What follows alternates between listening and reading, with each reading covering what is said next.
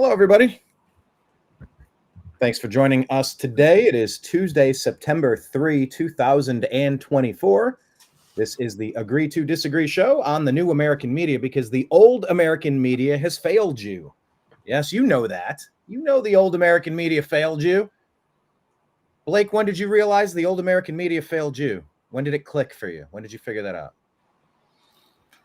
Probably early 2000s. Actually, it's probably going back to the 90s, actually. It really goes pretty far back. I kind of pretty much was at the realization in the 90s that, JFK assassination, Oklahoma City bombing, UFOs. Like, I just felt like there was definitely, like, it was in their business to keep things from the public, and the media was covering it up. It got a lot worse in the 2000s with the Bush administration and the new endless war on terror and the Patriot Act. I was pretty disgusted with that. And then it got even worse under Obama. And then it was the media flipping sides from Fox being the enemy, Bill O'Reilly and Sean Hannity and those liars and the wars on, the Afghanistan and Iraq and WMDs, just the filthy Fox, awful. But then it was all of a sudden it was everybody going all in for to prop up Obama. And then finally, after like maybe 2013, Fox started to kind of come around and kind of change their tune. And a few of them got on board with Trump in 2016 and all that. So it's gotten better. But yeah, the CNN is like a shadow of its former self. Things have changed. But then Fox changed too. Fox changed as well. Remember, Fox had Chris Wallace out there repeating the fine people hoax in the 2020. Everybody drink. Okay, no, good. Yeah, I know. Yes, drink every time. Brian brings up the, but that's a huge deal. It's perhaps the most destructive, divisive, racist, and incomplete, inaccurate, intentionally deceptive hit job I've ever seen in political theater. It's to say that guy is praising neo-Nazis. All you're doing is putting a crosshair on him. You're going, that is a pure evil person. You need to get rid of that.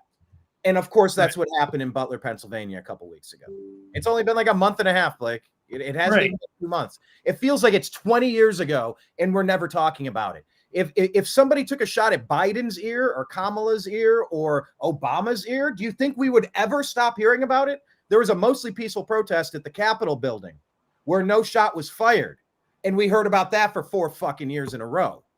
Like it was the biggest story ever. The only person that died that day was when Ashley Babbitt was shot. The unarmed veteran mother was shot in the neck by a dude going like this right around the corner. Right. We heard about that for 4 years, but if one of their candidates got shot, we would never hear the end of it. So once again, I just want to put out there, like I do for the past several weeks, maybe since Trump's assassination, I would like to offer a legitimate, sincere prayer to both the Harris and Trump campaigns for continued safety through the end of this election season that hopefully culminates in a Trump landslide victory. Because I'm very concerned, Blake. I'm very concerned something can be attempted again, and I'm worried that Kamala could be martyred in order to pin it on MAGA and just shut everything down and make a whole bunch of accusations, lose your freedoms and liberties online, suspend an election. Like, there's all sorts of awful stuff that could happen. So continued prayers for peace there. But I mean, just imagine, Blake, if one of theirs took a shot. Do you think the coverage would be different today? Month and a half later. Yeah, 100%. And just going even back to that Fox thing, they got rid of Lou Dobbs and Tucker Carlson for exposing a lot of the problems. So yeah, the media is still all controlled. And yes, it's not only that, it's also imagine if the Hunter Biden laptop was Don Jr.'s laptop. We'd still never hear the end of that. Trump would never even be eligible. So it's amazing how much they cover for their people and just smear one side of things. Absolutely. All right. What I want to do is start off. Hang on. How do I take this off the screen now? Everything changed. How do I? Oh, okay. Let me get rid of that for now. Okay, perfect. Well, this is the Agree to Disagree show on the New American Media. That's Blake Wally. I'm Brian Engelman. Follow Blake. He's at TV's Blake Wally. and thenextlevelnews.com. Check out his archive over there. Also, follow the New American Media and the Agree to Disagree show on every single platform, especially X at American_media_ and Rumble. Just go to the New American Media. We're ready to hit a nice milestone over there. And the YouTube channel has 1,500 plus videos and 13 years of content. Just search the New American Media there. All right, real quick, I want to talk about the stories that we're going to cover. But the title of the show is Kamala Ignores and Biden Beaches. Kamala ignores and Biden beaches while America crumbles. Yeah, it's a lot going on there, but Kamala Harris, she's dodging the invitations from this administration. Let me say that, because Biden's on the beach. Who's really running the country? It's the biggest cluster you've ever seen. But Kamala is being asked, Tim Walz is being asked to participate with Gold Star families. She's ignoring them. The White House, Biden, Walz, they're ignoring them. Walz is asked a question directly. He walks away from it. Kamala is now wearing headphones, ignoring things. We'll get to it in a second, but that's the level of disrespect and the level of fear that they show. They don't think that they can compete. They can't sit down and talk to anybody for 2 hours at a time like Trump can. They're just hoping they're going to be able to do the Biden strategy of hide in the basement and just somehow pull off a victory, even though every poll that's being put out there shows about 68 to 78% of the people are siding with the MAGA movement. These polls that are showing you 49, 51, bullshit. There's not a universe where that's remotely viable, theoretical, in my opinion. It is about 75%. Maybe call it 60%, 65, easy. But the world we find ourselves in is devoid of leadership at the moment. And that is why it is the top story. We're definitely going to talk about that. We're also going to talk about the thumbnail picture today that is migrant gang housing takeovers. What's being covered up by Democrat voters. Definitely have to talk about that. Got to talk about the SAVE Act. That might shut the government down, of course. Also, is Kamala using fake accents because her voters are stupid? Do you agree or disagree with that? Do you agree or disagree that Democrats are hiding Kamala's policies until after the election? Kind of seems that way. Also, agree or disagree that Russia would prefer Kamala winning over Trump? All right, we'll talk about that one. Also, agree or disagree, the real totalitarians are the Western countries, not Russia. Oh, are we ready for that talk? Are we ready for that? Do we agree or disagree there? Also, we saw Zuckerberg come out this past week saying, look, I'm all in favor of a national apology project.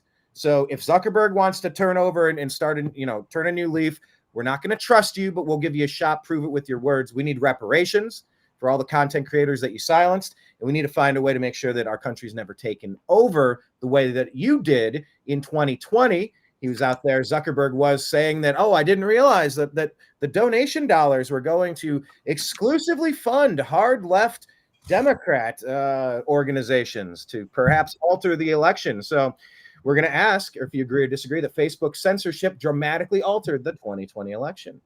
Also, something coming up.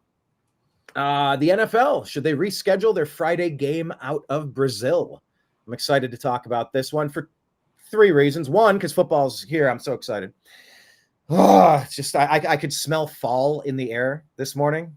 It was chilly. I had to put like a little jacket thing on. I was like, all right, fall's here. Football's back. I love this turning of the season. But yesterday I did a show with Bob France. He's been a broadcaster for a very long time, and he worked with Cleveland sports teams. But you may have seen his interview with Hulk Hogan recently, or with Donald Trump recently, or essentially ending the career of Anthony Gonzalez, former Ohio State Buckeye, who turned on Trump.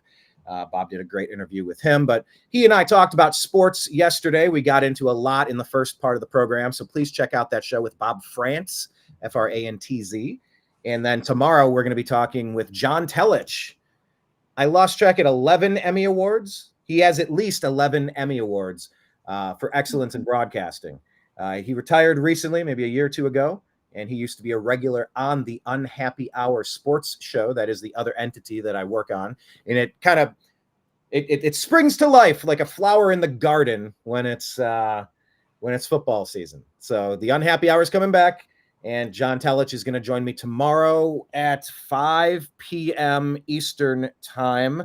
Triple checking that time. It is 6 to 7. There we go. 6 to 7 tomorrow. And we're going to take your questions live. If you have any, we're going to do a Cleveland Browns preview show. And we're going to talk about probably some Guardians as they head into the playoffs. Maybe a little Buckeyes as well. Finally, Blake, I don't know if I told you about this one. You know how I keep bugging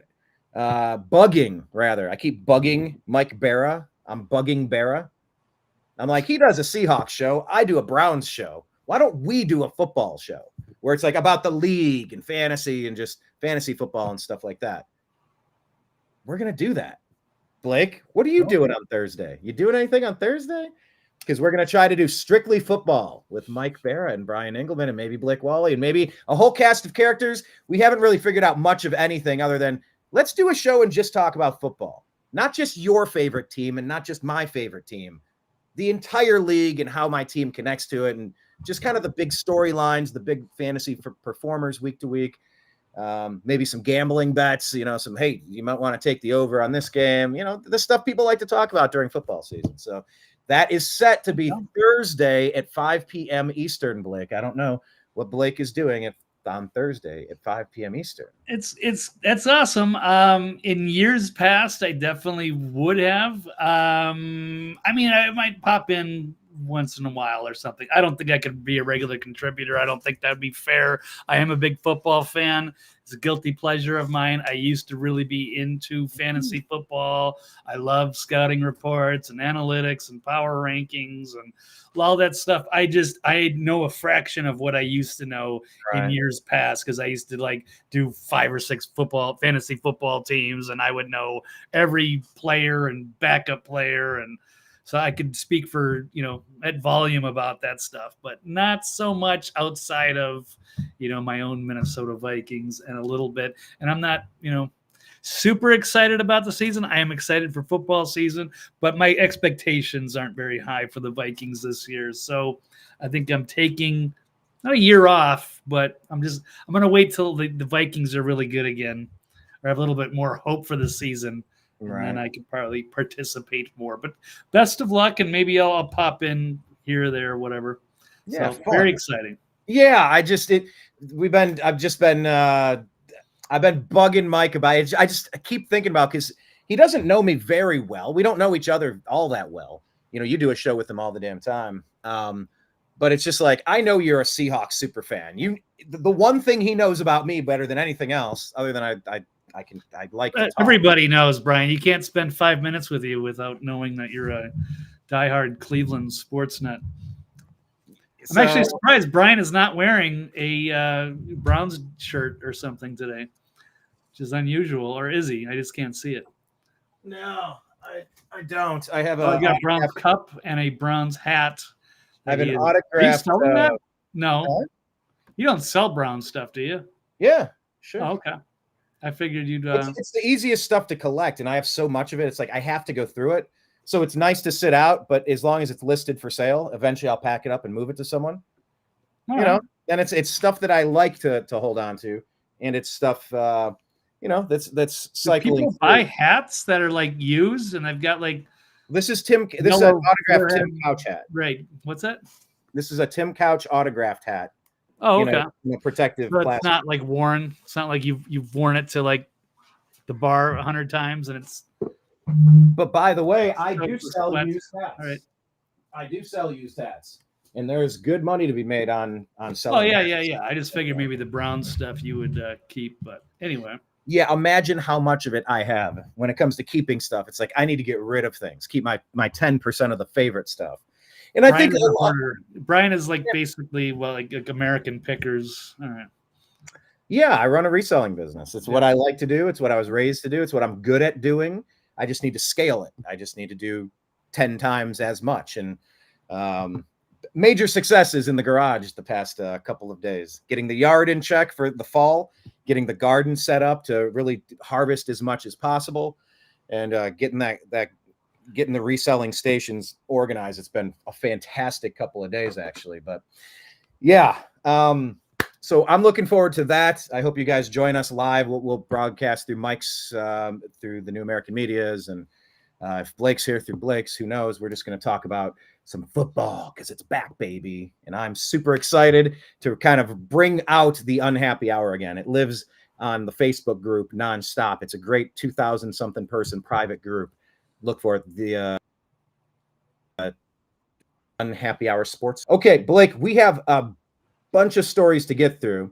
And before we do, I'm going to do this that is super fast. I want to get your thoughts. There's so much breaking that didn't even make it into the stack. Do you have any thoughts on the hostages that were executed over in Israel, over in Gaza? That's a big story that's developing. Getting messages from Biden's account, whoever's tweeting that. That's not him at the beach. But there was an American that was killed over there. It just doesn't seem like this administration is doing enough to stop this. You have any thoughts on that breaking news over the weekend? I honestly haven't dug into it too much. I know it's one of those really toxic, divisive issues that I, avoid a little bit. I'm surprised to see you retweeting Mehdi Hassan, who's a super hack flack lackey, MSNBC. But yeah, interesting to see.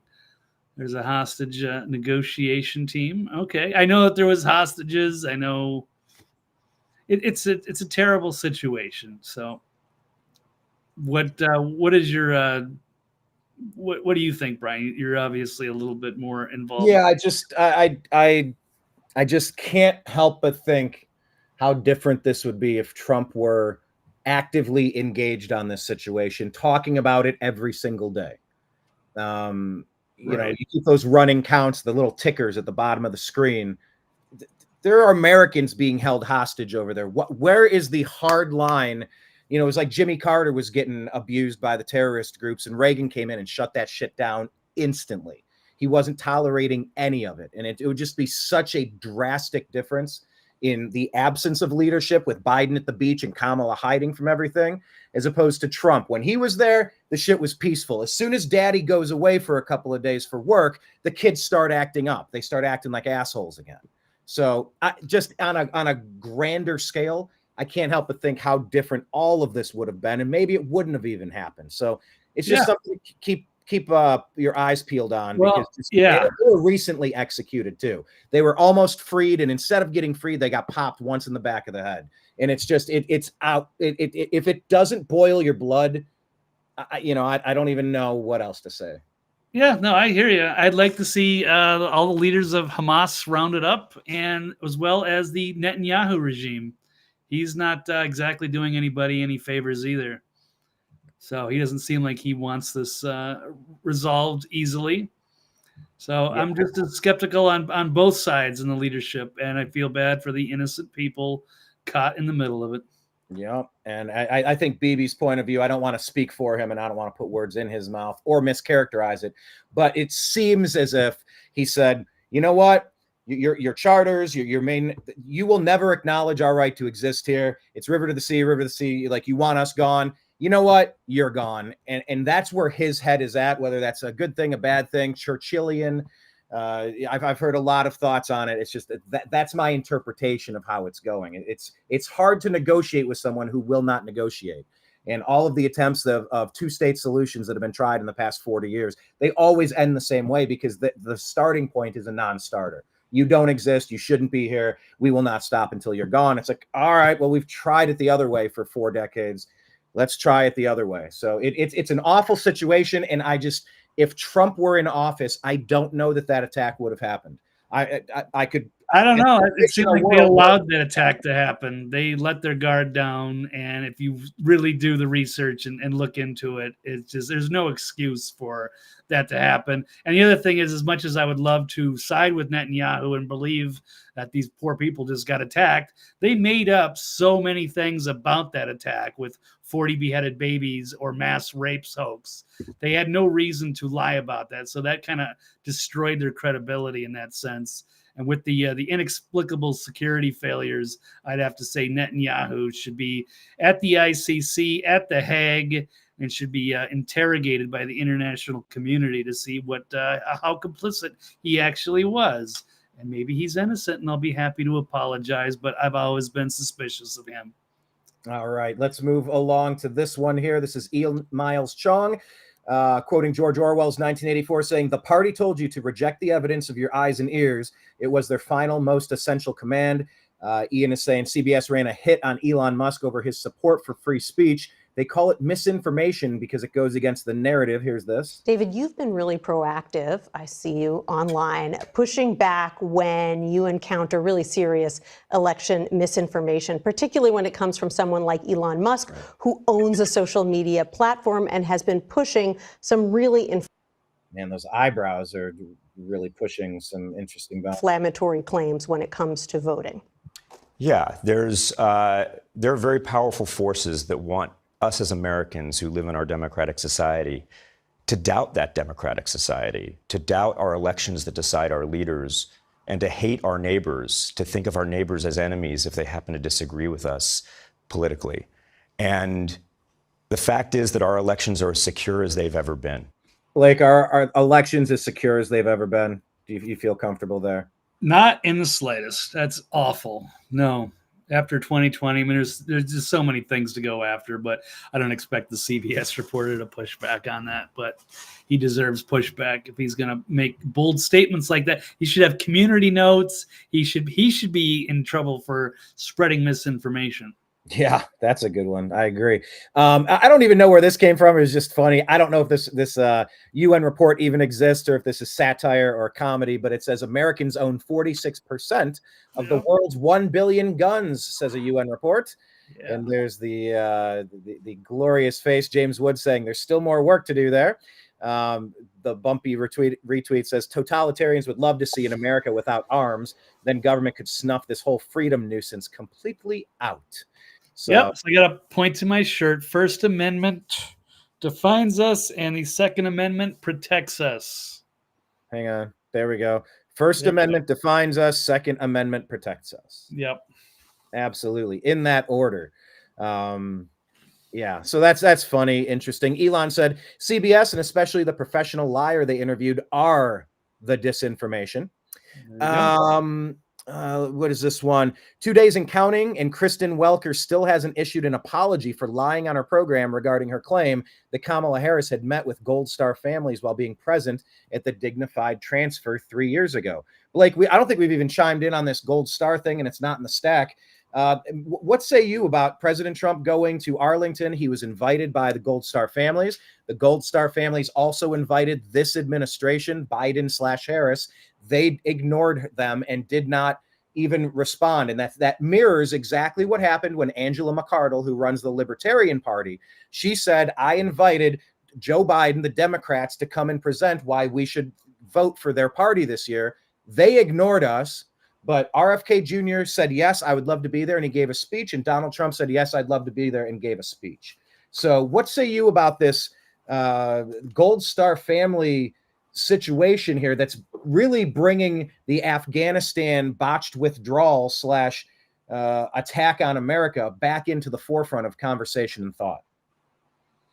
Yeah, it's weird watching this administration try to, twist this and spin it, as bad on Trump, when in reality it makes them look terrible, and they just want to sweep this thing under the rug. So they have no benefit by going there. It would be a disaster. And that was one of the worst things that has happened. Trump is right to point that out. There is no other way to spin that as a botched withdrawal, and 13 service members should not have died, but they died from our incompetence in getting out of Afghanistan. So they, of course, are going to avoid it.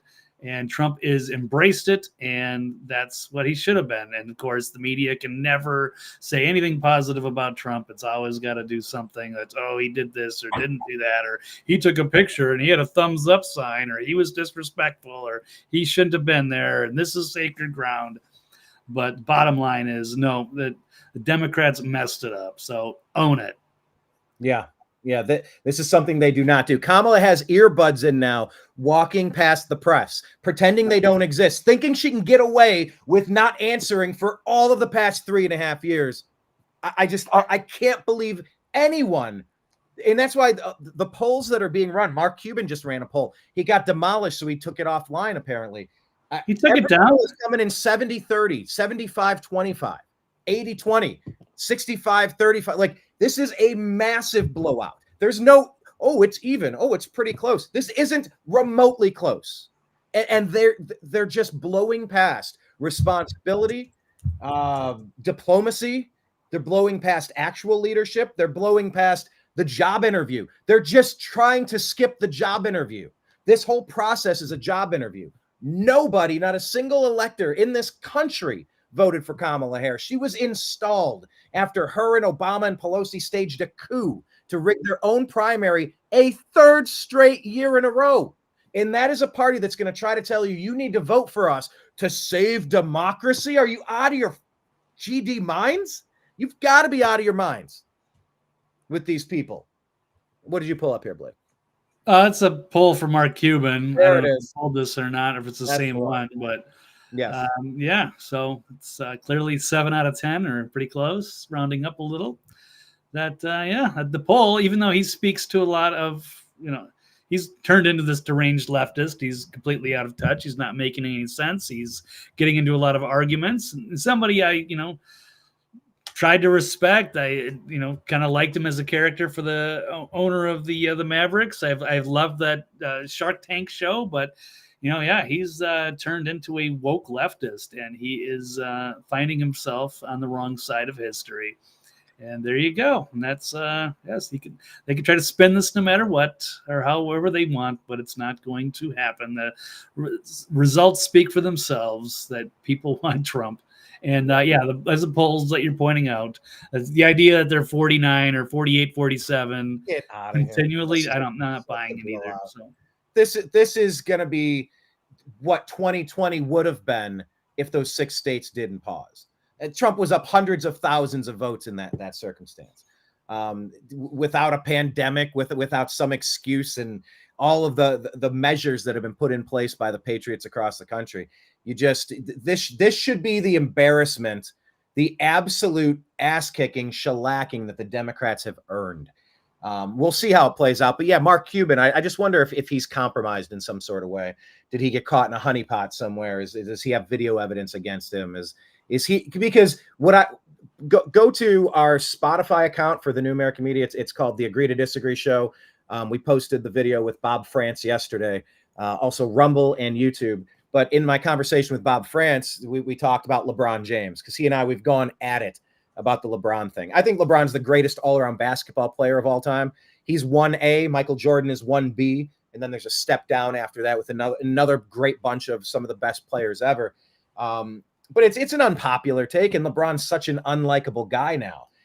It wasn't that way when he came back to Cleveland. He was beloved, but then he started getting really political. Like, he would get a text message saying, I need you to go out and say this stuff today.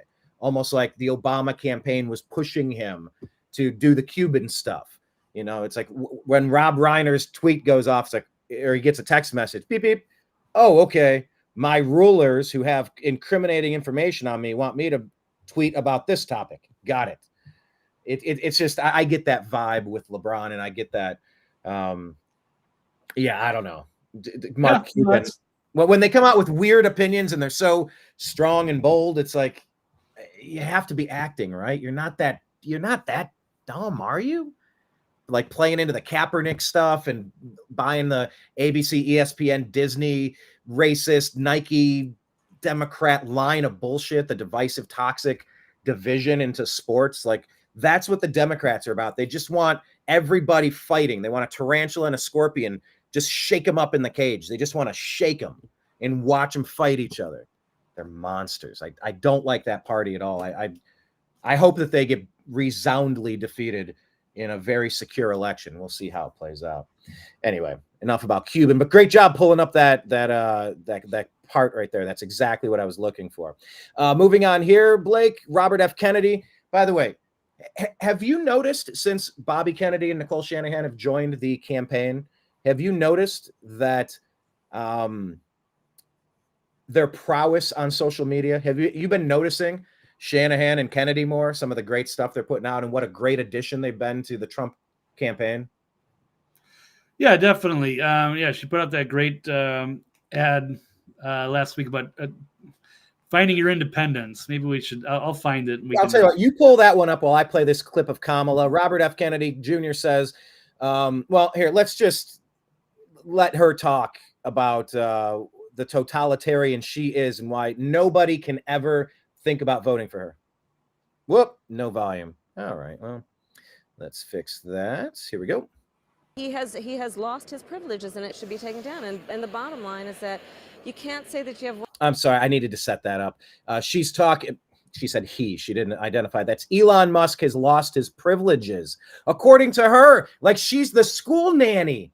She's the nanny.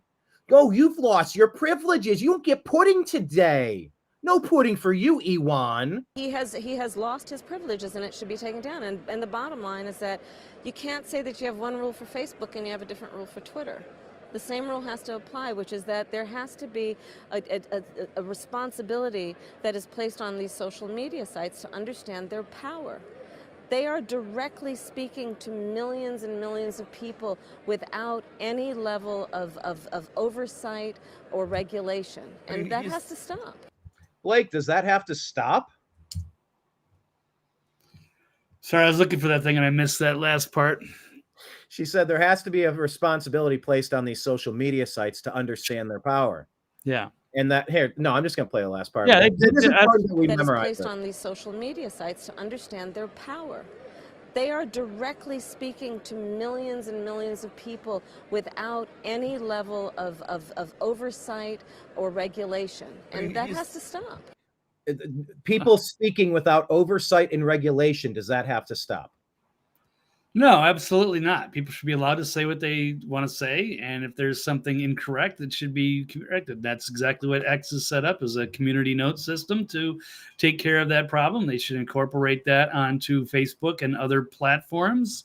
But we've already known, and Mark Zuckerberg has already said that they've been meddling in there, as well as with Twitter X and the Twitter files, that the government abuses their power by going in and protecting people from misinformation, when in fact it turns out later that the people were right and they were in the wrong, and they were deliberately covering up stories that were embarrassing or that they didn't want the public to know. So very dangerous. And so you can disregard everything Kamala says, and she should be called out and held to account for mentioning that. By the way, I did pull this up here. I didn't see you pull it up. This is the Shanahan video that is absolutely fantastic. We all know people that suffer from this, but thankfully there's a cure. Are you or your loved ones suffering from illnesses such as TDS, also known as Trump derangement syndrome? Ooh. Do you dismiss or deny the current issues facing our country, such as historic inflation, illegal immigration, corporate corruption, World War III escalations, and the chronic disease epidemic? Are you willing to elect someone who was the least popular vice president in modern history, and who offers no policy or vision for America, simply because your brain keeps telling you anyone but Trump? If so, you might be struggling from TDS. Introducing Independence. Independence allows you the freedom to finally think independently once again. Instead of believing everything you hear from the mainstream media, independence allows for constructive critical thinking. I used to hear people on the news say things like, Donald Trump and the movement he has encouraged are a threat to democracy. and I instantly believed it. Any thoughts on the first half of this, Blake? There's so much to unpack here. This is just pure gold. Yeah, no, it is. It's a brilliant ad, and it's sad that things have turned into this. This is not. I've watched the Democratic Party change so much in the last 20 years. I don't think they would recognize themselves from this day. You could go back, throw this back there 20 years ago, and I think if you saw their policies and what they've turned into, they would never believe it. But they have, and it's like this weird. They've turned into a cult. And all they think about is just hatred for Trump and have no critical thought. I have a meme from Elon Musk, a Simpsons meme. We'll play this after this ad. Oh, okay. Let me finish the ad, then we'll get to that meme. Right. With independence, I now realize the media is run by the Democrat elite, who are a corrupt oligarchy that censors free speech, silences political opponents, supports forever wars, and abandons democracy by anointing its candidates. Independence may not be for everyone. If you enjoy being lied to about your president's cognitive abilities, support Orwellian totalitarianism, or are excited about communist fiscal policy, independence may not be right for you. Common side effects of independence may include an awakening of rational thought, successfully identifying propaganda, freedom of choice, loss of hatred, anti-narcissistic behavior, and love of democracy. I used to blindly hate whoever my party was running against. I didn't care about facts or policy because I was hopelessly indoctrinated. With independence, I'm much more interested in policies that uphold democracy, and I truly care about the health of our country and its citizens. Ask your doctor if independence is right for you, and enjoy your freedoms once again. Like, I mean, this is from Nicole Shanahan, the tech guru. I mean, this is a very well produced, very hard hitting, biting, accurate, important, informative parody commercial that really drives this point home about being independent versus buying the Democrats' BS. Yeah, no, it's spot on, and every Democrat needs to see this. And it's a shame that it's so hard to reach people and to just kind of reach a breakthrough on common sense and critical thinking. But it's like a TDS. It's derangement, and they just seem to double down every time you kind of present these things. And let's see here. Let me talk about Frankie Brown just put a comment. Yeah, husband, mother-in-law both have TDS. I have a lot of people in my family. Some I didn't even get to see when I went back home because they don't even want to like talk to me. In fact, I was given like a directive before I even made it home to Minneapolis. As I was on my way from Milwaukee to Minnesota, Yeah, I got a phone call like, please don't. I know you just got back from the RNC. Please don't say anything like in front of the family. Not like I was going to come in like guns blazing, like, oh my God, I was at the RNC. The Democrats are so stupid. I had no plan on doing anything like that. And I have a lot of very opinionated, very smart people in my family. I would love to have that conversation. I enjoy those conversations, but a lot of people don't. And it's amazing how they would rather just shut you down, not have you talk, rather than just have a discussion about the facts. It's a very different than what I knew, 20 years ago with the Democratic Party. And Blake, yeah, that's why my approach to interviewing people at the DNC was so different than being out there in the Bronx with Real America's Voice, and being out there in the Libertarian Convention talking, being in that environment, or being at the Republican Convention. These are people that have things to say and they want to talk. The other side, the commies, the commie gibberish, they don't. You can't defend the positions that they're told to hold. And so it does get very frustrating to try to make sense of something that doesn't make any sense. And they don't want to talk. They definitely don't want to talk. And I certainly was at an event somewhat recently with several groups of people and people I know, people I do things with from time to time. And I was pulled aside with one other person, and I was asked, and so was he, when so-and-so gets here, could you two please not get into politics? Could you please make sure that if you're talking about it, you don't include them, you don't. Can we just not do that? No. And she's like, well, they didn't ask me to ask you, but if you guys could. And I'm like, I don't like the feeling of that. I'm not like this either. Like, you know what? Let me tell you. Like, I don't know. I don't think I do. Maybe I do. Maybe that's what it feels like for it. Have to defend an indefensible position. To them, they feel like the spotlights are on because they can't. It doesn't compute. It doesn't register. They have no comeback for any reality, and then they get angry and like, I don't like that person anymore. Can you not? I had such a bad time because of that person was talking. It's like, did you know?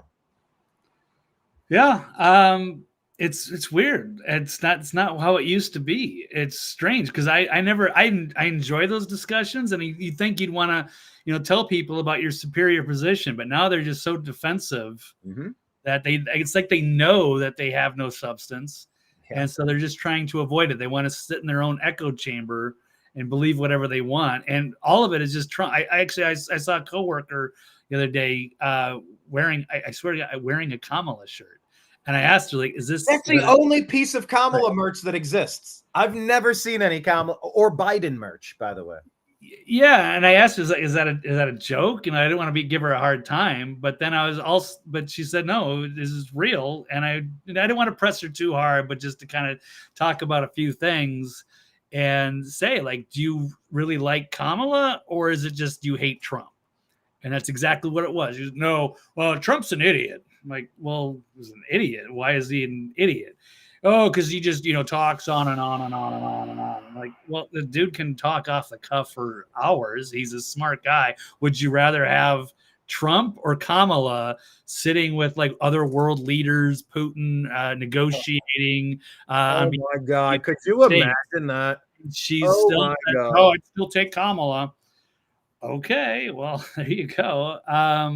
These people have just lost their minds, and it's the TDS, and there is no logic, there's no critical thought, and they just they just let the media do all the thinking for them, and they think that somehow makes strength in numbers, and they're okay. But it's weird seeing people with no substance. And yeah, I even talked to some people, and lady in Milwaukee, very opinion, wanted to shout down Trump all day, just sitting there with the megaphone. If she just yells loud enough, that makes her right. But it's bizarre. And so, yeah, there's a great tweet here from Elon Musk saying, maybe I'm an NPC. No, having the same opinions as celebrities and major corporations while repeating every media talking point verbatim is what real people do. And this is just 180 degrees different than the Democrats I knew, say 2004, 20 years ago. They weren't like this.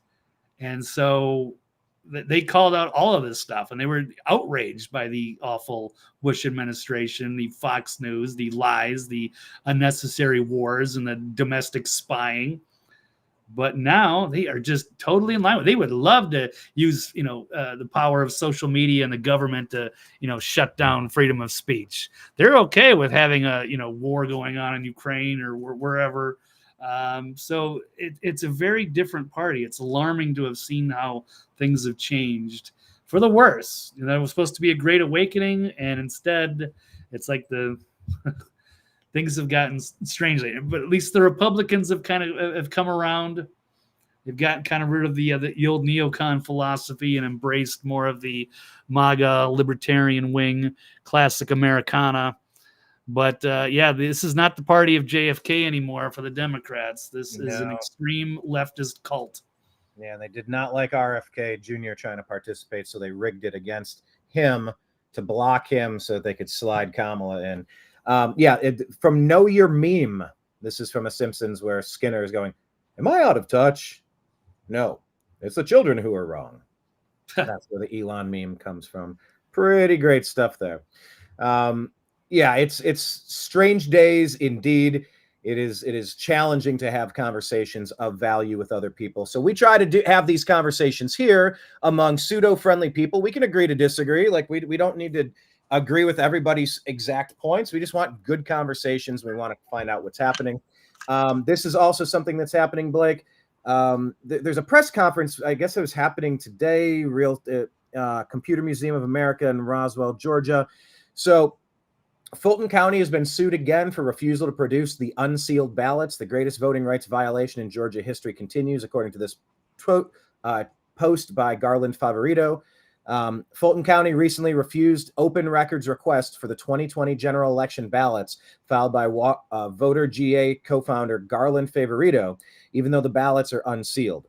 Mr. Favorito will announce new litigation against the county designed to compel immediate release of the 2020 general election ballots that have been hidden from public view for nearly 4 years. The original lawsuit against Fulton County, currently known as Favorito versus Wan, was filed in 2020.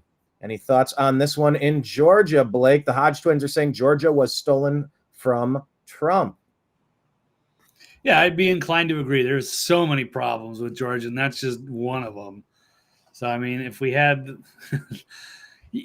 Classic Americana. We'd have the federal government trying to invade Georgia to figure out what they're doing. It's like a third world country operating independently and trying to do things their own way. And then they actually had the audacity to, go after Trump and 19 members of his crew. But yeah, there's a lot of issues to sort out there. Fulton County is ground zero for a lot of things. There's a lot of other states too, but yeah, Georgia was one of the big ones. And by the way, go to CISA. Go to CISA.gov/rumor control for election information. That's on the ticker at the bottom. And you can go to CDC.gov/vaccines and see WHO and WHO.int for the other stuff regarding medical claims, because those are your countervailing views. We are required to do that. They don't do countervailing views to what they spout, but we have to do that. That's a fun way to do things, Blake. So, we'll keep our eyes peeled on that as that develops. Kamala was also tweeting out on Labor Day, we honor workers and unions and labor. And Harmeet Dillon is saying, why are you undercutting American workers and their wages with illegal immigrants? I mean, that's a pretty fair question to ask, right? Yeah, there's a lot of fair questions to ask of her, and I'd like to see Democrats explain this stuff. But they're gone, and I don't know if there's any reaching out to them. No reaching out is also, I believe, Robert Reich, one of the worst voices out there that you'll ever find. And I think he gave the commencement speech when I graduated college. He's out there. Former U.S. Secretary of Labor Robert Reich has called for the arrest of Elon Musk for the crime of allowing free speech on X. Blake, let's hear this. Free speech is the bedrock of democracy. And free speech is what allows atrocities to be called out and for people to be aware of them. That's why the Germans wanted to shut down the press immediately. So anyway, I think we should do everything we can to preserve free speech. And when we lose free speech, I think we lose democracy. It's been really strange with Elon being put in the crosshairs now in, Venezuela? We talked about that Count Chocula guy last week. It's just strange seeing Reich now coming after Musk. He's calling their comments that he made in The Guardian, Reich did, calling for Musk to be reined in. You need to rein in Elon Musk because he's out of control. He's called for a Tesla boycott, advertisers boycotting X. He's called for regulators around the world to threaten Musk with arrest if he doesn't stop disseminating lies and hate on X.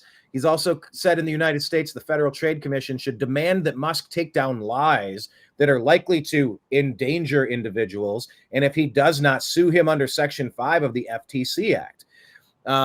He also says the U.S. government and we taxpayers have additional power over Musk if we're willing to use it. The U.S. should terminate its contracts with him, starting with Musk's SpaceX.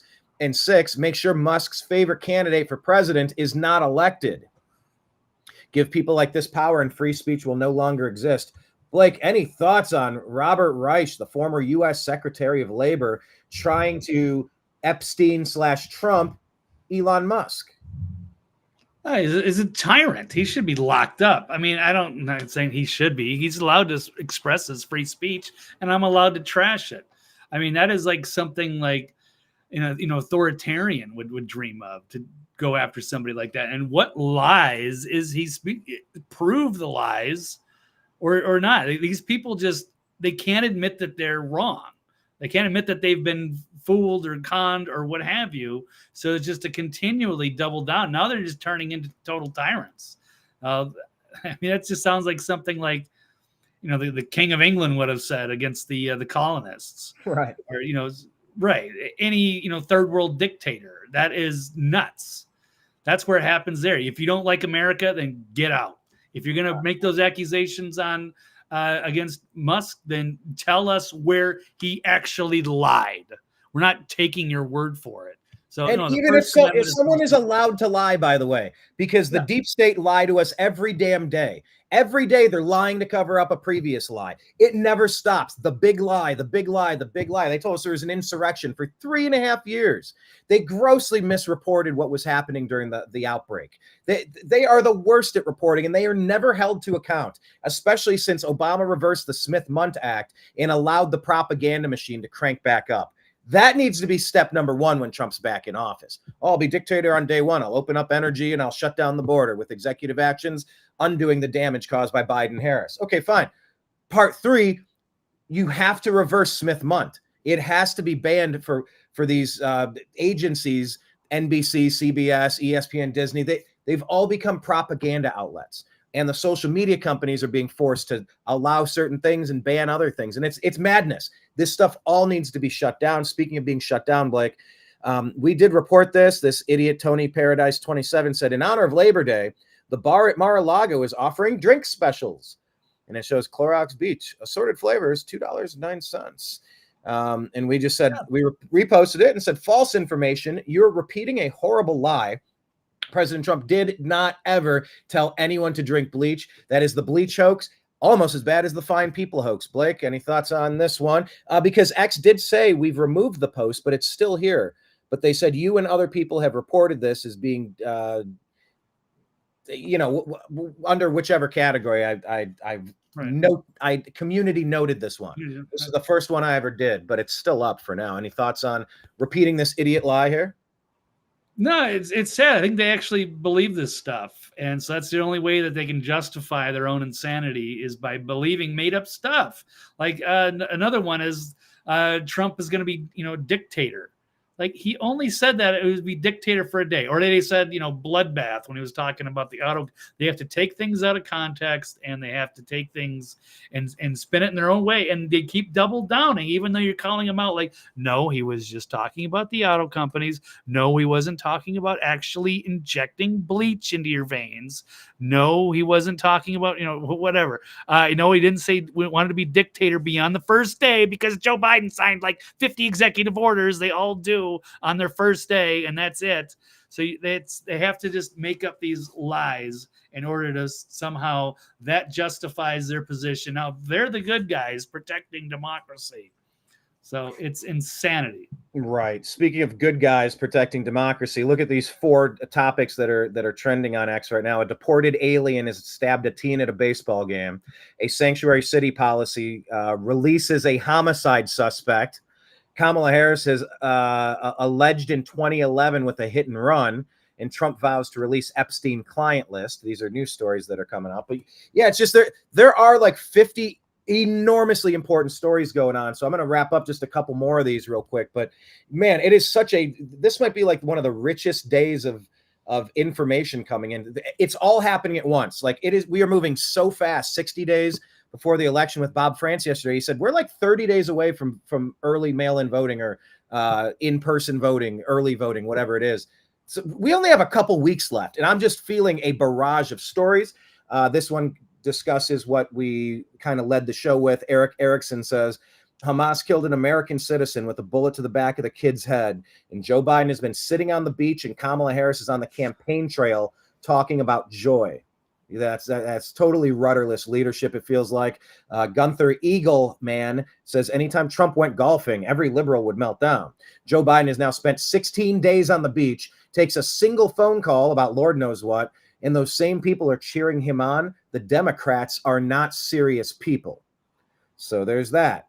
We'll let you click on this one if you want to. It's on the X feed at American_media_. Grant Cardone is breaking down what happens if Kamala Harris' capital gains tax plan were to happen.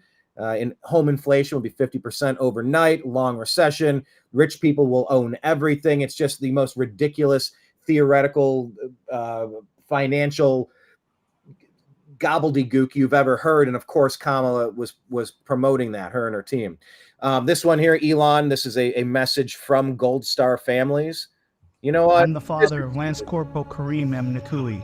My name is Jim McCollum. I am the Gold Star father of United States Marine Corps Lance Corporal Riley McCollum. This is Mark Schmitz, Gold Star father of Marine Lance Corporal Jared Schmitz. My name is Darren Hoover, and I'm the Gold Star father of United States Marine Corps Staff Sergeant Taylor Hoover. My daughter-in-law, Sergeant Nicole Leanne G., was killed in the Afghanistan exit at Abbey Gate. Our kids were murdered because of your administration. You were not at Dover for the dignified transfer, and no time have you reached out to me to offer your condolences, to offer thank you for Kareem's sacrifice and service. They haven't reached out to these people once, Blake. They haven't even reached out once. Could you? Yeah, why would they? It's an admission of their incompetence. It's just shameful. You have 13 families who have been waiting over 3 years to so much as get a phone call, to so much as hear our kids' names said aloud. You failed for 3 years and 8 months to acknowledge our kids. Where were you and Joe Biden on August 26, 2024? Nowhere near Arlington Cemetery. You couldn't be bothered to be with us or even say our kids' names, just as you had done for the last 3 years.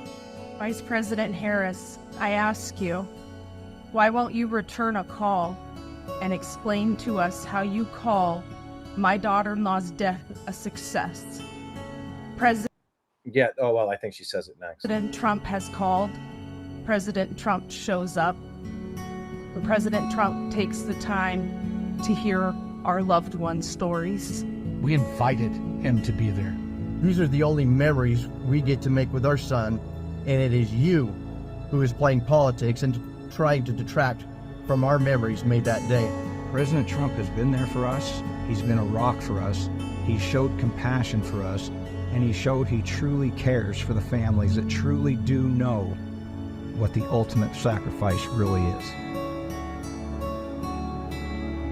That just echoes, like, that echoes what so many people have said. They've been invited and they're silenced. You know, that there's no reaction, there's no response, there's no follow-up, there's no answer to the request.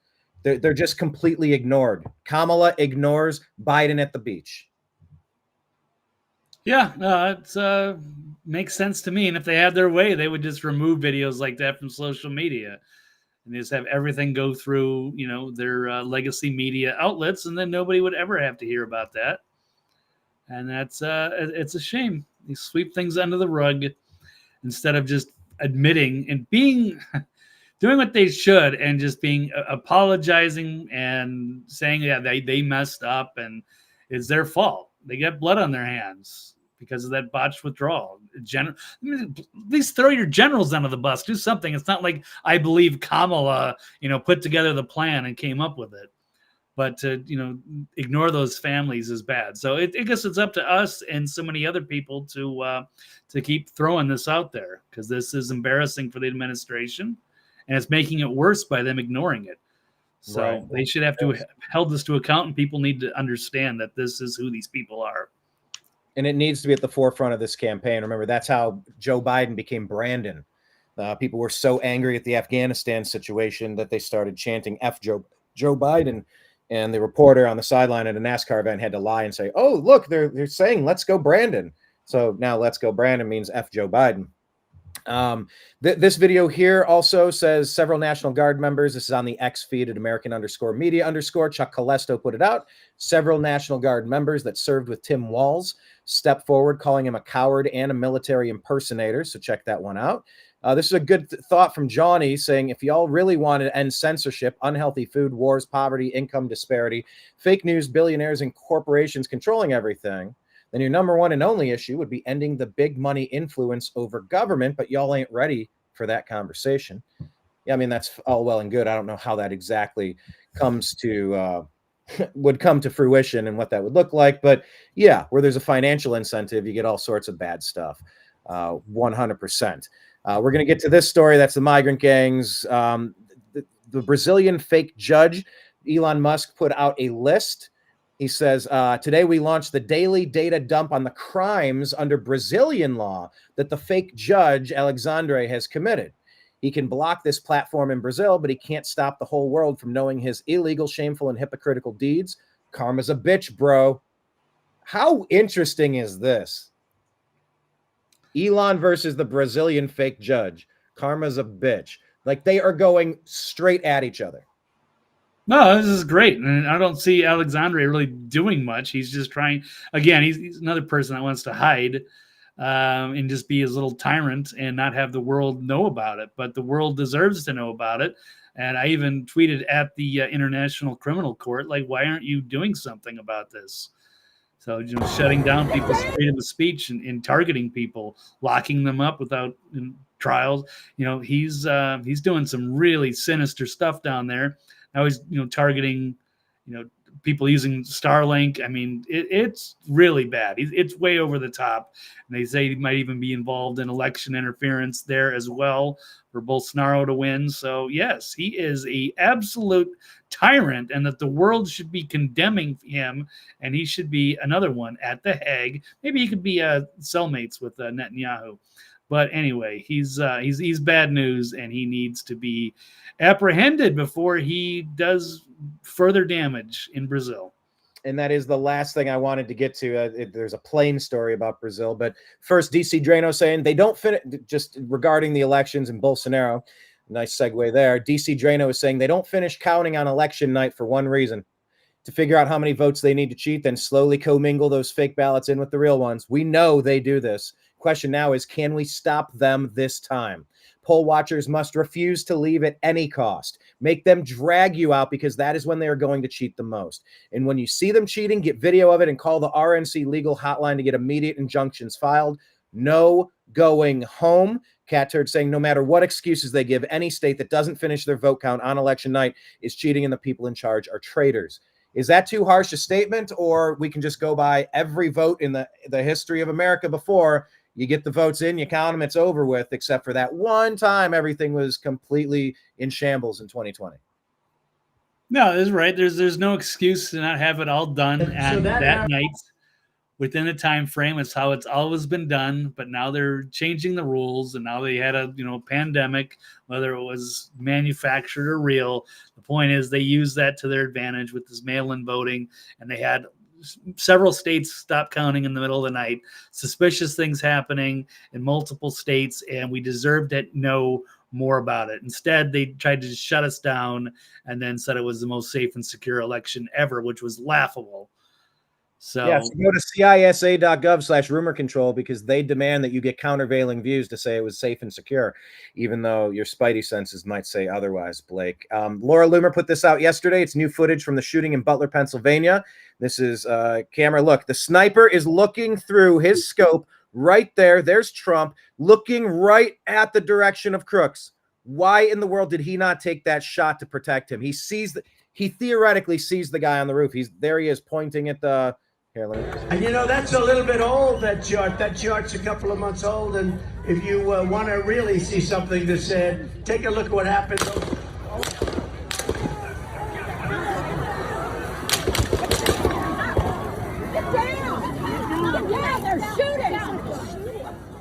Anyway, Blake, as that plays in the background, it looks like that sniper was looking right at the shooter. I mean, we're a month and a half in. Any good updates? Any final thoughts? Like, how could this guy not have seen the guy on the roof aiming at President Trump? Why did he let him get the first shot off? I mean, this angle is just showing both of them in the same frame, looking allegedly, apparently in the same exact direction that the shot came from. I don't know that I've ever seen them in the same shot in real time like this before. I've seen some still pictures, but not the video. Is this damning footage, or does this raise more questions? Are you surprised we haven't gotten to the bottom of this, or what say you? No, I'm not. I think this was a failed assassination attempt. That SS Secret Service guy's sniper, his job was to take out Crooks after they'd fired the shots. Or if he didn't know about it, he was maybe waiting for orders to say, yes, go ahead. Like, hey, we found a suspect. Can we take the shot? Or then they let him down because they didn't want him to take the shot, because they knew it was set up, and they've been stonewalling this entire investigation because this is what they wanted to have. This is a failed assassination attempt on Trump. And Secret Service are the top of the leadership. FBI, Secret Service are in on it. The cops, local cops, didn't seem to be, and they had a disconnect in the communication. But it was actually the local cops that probably indirectly were responsible for having this whole thing miss and throwing it off just enough. So yes, but this was you could say it's botched security. I say failed assassination. And that's, they had to take out Crooks after the fact because they don't want him answering any questions or saying, the FBI set me up. or what have you. And then they cremated his body a few days later. Nobody knows who he is. We still don't know what's going on with this investigation because it's probably going to point to the deep state. And they have a lot of explaining to do, but they're currently run by the Biden administration. So obviously they're not going to do anything about it. So that's what makes me fear for this election, because if Trump can win, they're going to go after all these people, and whether that's RFK Jr. or whoever, they're going to be able to run their own investigations and find out exactly what happened that day. Release the information from what happened back in 1963 with the JFK assassination and so many other things that the deep state has been covering up all of these years, which makes me think that they're either going to suspend the elections or they're going to do everything possible to cheat in 2024. I'm not saying anything about 2020. You can check CISA. But if they're complicit in so many of these crimes, then they have every reason to stay in power by any means necessary. Any means necessary. Yeah. The fingers crossed. This should be a massive blowout. We just cannot have a repeat of 2020. It cannot be a repeat of 2020. It will not be. They need to stand down. They do not have the consent of the governed. Stand down orders. These are just stand down orders. It should be 70%. It feels like when it comes to policies, it's pretty obvious which ones people are in favor of and the ones that people are not in favor of. And with crime skyrocketing, it's just a nice moment. Watch the moment these glasses come off of this old man here. He's being held up at gunpoint, and he's had about enough. Wrestling the guy, kicks the gun out into the middle of the room. He's tossing him down the hallway there. This guy with a hoodie, a little hairnet, runs around and picks up the hot piece. And there, bam, dude gets blasted and broken in half, it seems. So people across the country, Blake, the crime waves are out of control, and people are having to defend themselves because, as I just put out, cops are saying they're arresting these people of homicide, of real crimes, and they're being told to dump them out because they're sanctuary cities and they can't report illegal criminal alien activity in their cities. We're hearing this more and more. We just shared one that said 3 out of 4 criminal acts in New York City, or at least this particular part of New York City, they are all crime and crime again. 3 out of 4 arrested in Midtown are migrants. They're illegal aliens. 75% of the crime, they're illegal aliens. What is happening here? Yeah, I mean, these sanctuary cities have been flooded with illegals, and some people are trying to spin the narrative that they're not committing crimes like as much as like normal people are, because they're going to be afraid they're going to get caught and be deported. Yeah, like that's going to happen if they get caught and they get re-released. But it seems to be that there's a potential cover-up, and it's according to the New York Post. This is Mario Naufal saying that New York City recently arrived migrants are being arrested at far higher rates than public officials have acknowledged, according to the New York Police Department. Estimated as many as 75% of the people they've been arresting in Midtown Manhattan in recent months for assault, robbery, domestic violence are migrants.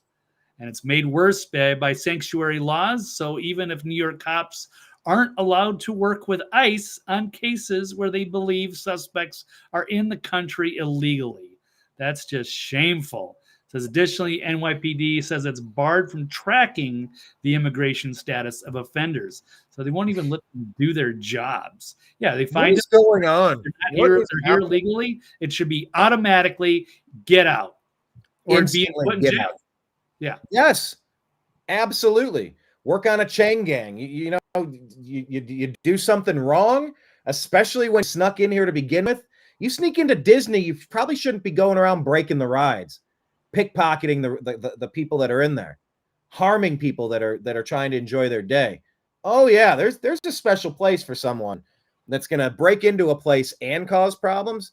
You got to be out of their GD minds, Blake. I've said that phrase twice now. I'm trying. Yeah, I mean, that's fine. They want free room and board and a job. Hey, they can put you to work in the county jail or wherever. I mean, that's where these people should belong. Any of these gang members, these people from other countries that want to come in here and just have their way with the American people. No, yeah, there you go. You get stay in jail.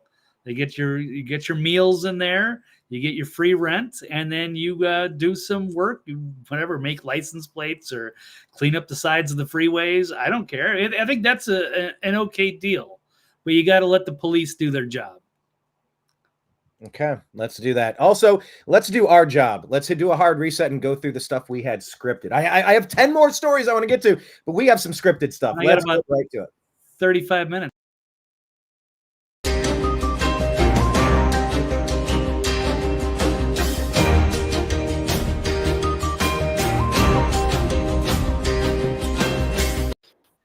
Pied Pipe saying the great replacement is upon us. Yes. And we are seeing that in the form of migrant gangs taking over housing. Blake, agree or disagree that this is just the beginning? Yes, it appears to be just the beginning. I will pull up a story here because this has happened now twice. We've had the horrible story over the weekend. These Venezuelan gang members, they took over an apartment in Aurora, Colorado, suburb of Denver. And they did the same thing the other day in Chicago. So Denver's a hot spot for dumping the Venezuelans who crossed our open borders while the current administration does nothing.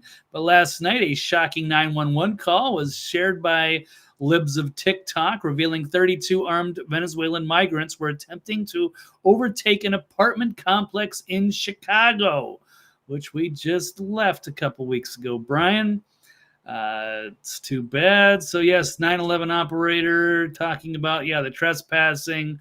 They all have motorcycles in the courtyard. Stairwells are filled. So they are committing acts of terrorism. And they've been warning about these Venezuelan gangs for quite a while. They're dumping them out of the prisons, and they are arriving here in the United States. And the cops don't seem to be able to do anything about it. And of course, when the sanctuary laws or these leftist, mayors and governors are not doing anything about it. It's another one of those things they want to sweep under the carpet. And they don't even like this stuff being reported. And it's, of course, it should be embarrassing for the administration. They should have to answer this. If we could reach out to leftists, there's so many issues like this one where you should be able to reach out and go, oh my God, like what is our immigration policy and how is this happening? So Brian, I guess you got something else pulled up. Yeah, let's take a look. That guy from Chicago, but we'll get back to it. Yeah, I mean, let's enjoy. Look at all the cultural enrichment here. Huh. Look how wonderful it is. This is happening in, sorry, where's the page? Yeah, this is just masked gangs wielding AR-15 style rifles are invading the Denver suburbs now. Like there is the invasion has started. Do you see what's happening? 4 or 5 people at once with ARs. Are you ready at a moment's notice? No arrests have been made. Colorado has become absolutely lawless, and it's spreading across the country. When does this end? It ends when Trump gets elected, or there's going to be vigilante justice, and just things are going to plummet into chaos. Now, this resident here was kind of trying to politely warn the Venezuelan gangs taking over the complex and their gun-free city. We got switches, but you know what?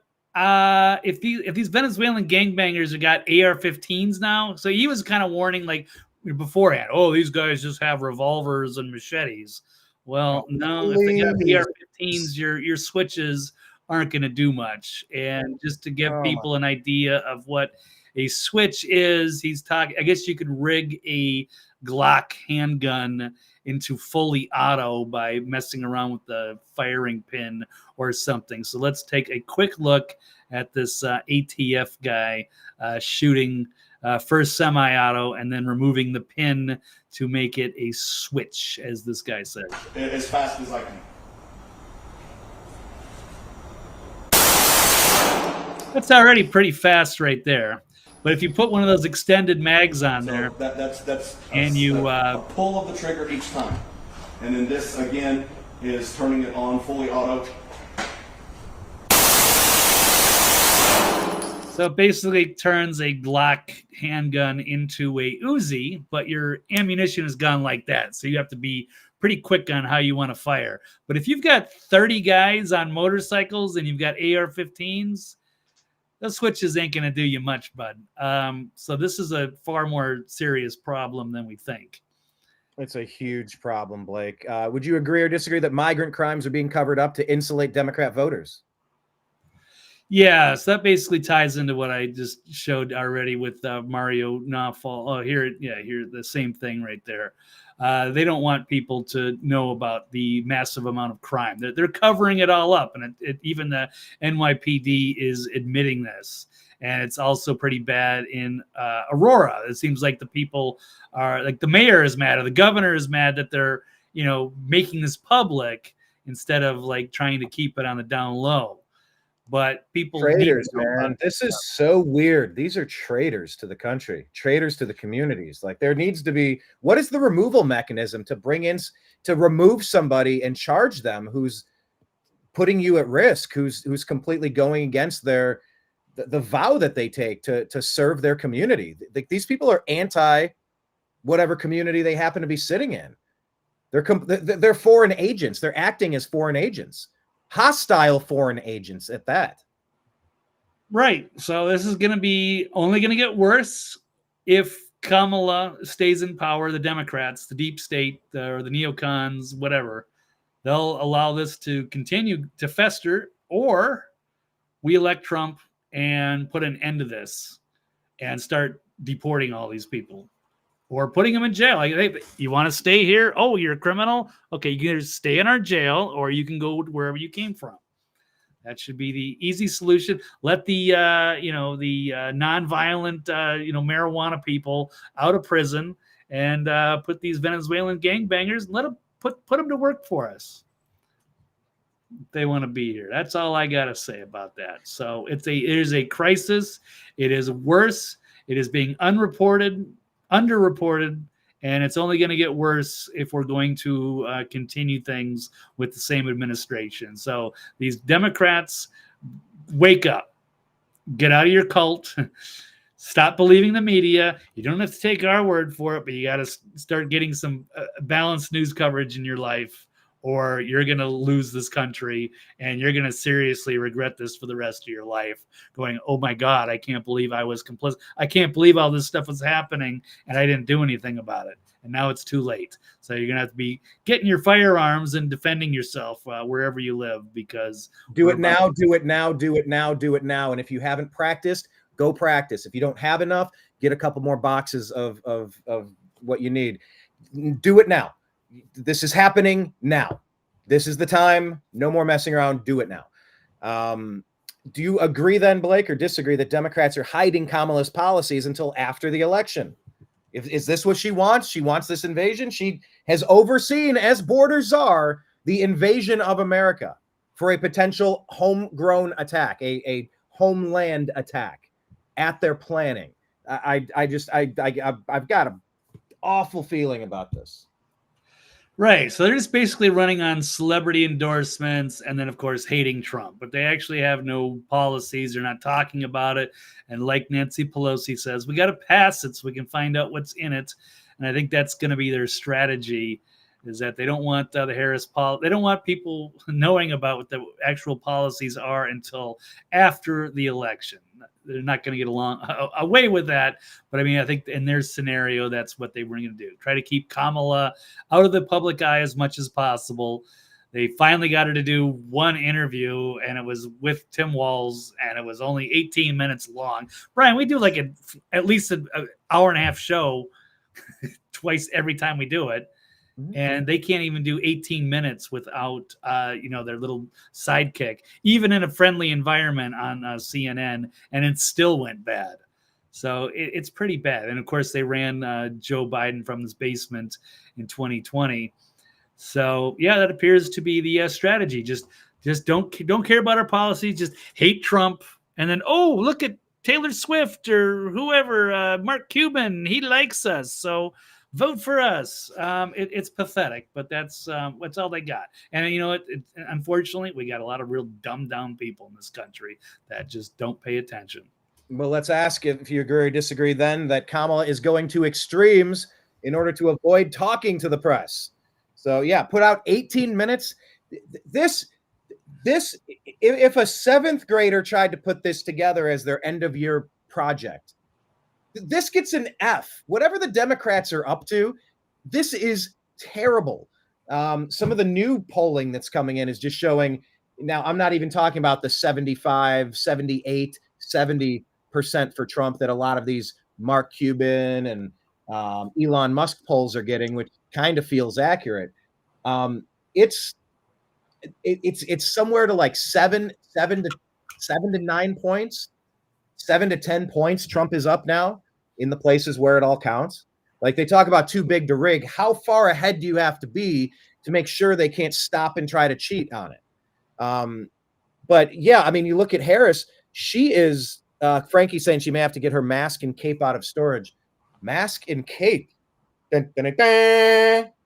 I'm Handyman. Remember Handyman? Yeah. Dun, dun, dun, dun, dun, dun. God, that was the worst movie I think I've ever seen. That was one of the first times I think I've ever walked out of a movie theater. Was it Blank Man? Blank Man? Terrible movie. No, it was Damon Wayans. I mean, it looked fun. It was a good sketch on In Living Color back in the day, but the movie was god awful. Yeah, I don't remember the movie, but yes, that Damon Wayans and In Living Color. I grew up on that stuff. I love that stuff. But talk about Harris now. Like, this is hilarious that she is trying to run the Biden in the basement strategy that they deployed during the outbreak in 2020. Look at her and look what she's doing. Wouldn't they have coached this better than that? She's pretending to be on the. Well, go ahead. Tell us what we got here. Well, I'm sure this is already coached, and she knows this. She doesn't want to talk to the press. She can just pretend to be on the phone. It's a great solution, right? Except the fact that she had her headphones on too. So she's probably listening to Spotify or something, and she's making it look like she's on the phone so she doesn't have to answer any questions. Who knows? She might even be drunk by this time. I mean, what is it, 10 in the morning? Yeah, who knows? Maybe she's had a few mimosas. Right. I mean, I don't know. Maybe she is, maybe she's not. But why would this would never happen with Trump or J.D. Vance or Vivek Ramaswamy? There's a lot of people that love to, talk about their positions or even engage with hostile reporters. Can you play this video and full screen it? Sure. Because just to watch her body, the way she thinks she's better than everybody, the way that her party doesn't believe that they're entitled to audition for this job. They don't think they need to show up for the job interview. They're trying to walk right past you and start their first day of work. Yeah, they just want the coronation.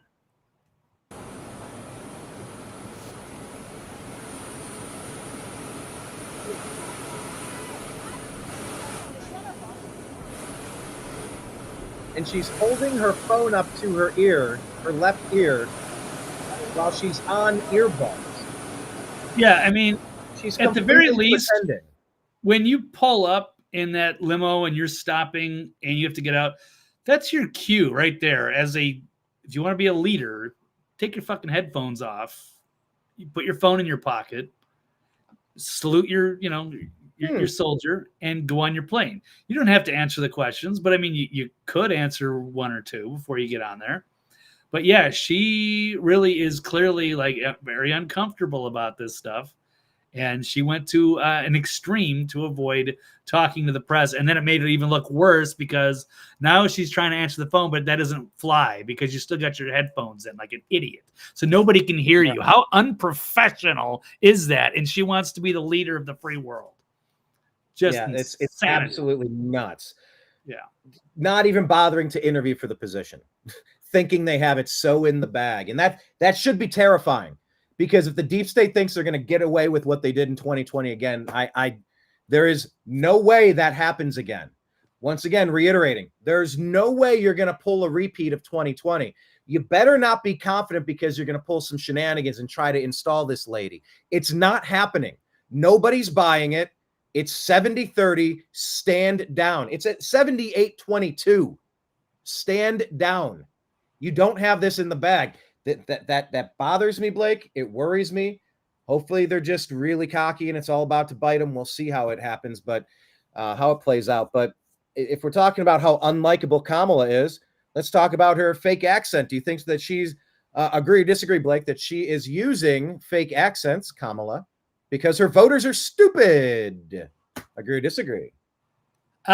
She's really treating them like they're stupid. And I mean, she's coached to this. Oh, yeah, here's just that one last photo here of holding up her phone. That's red-handed right there. Headphones on. You're not talking on the phone. So you're busted. Just own it. But yes, going into this, Kamala Harris now being attacked for using a fake accent in a speech in Detroit. What do you think? I don't think I have the article, but that's okay. We'll run this clip. This is... You better thank a union member for sick leave. You better thank a union member for paid leave. You better thank a union member for vacation time.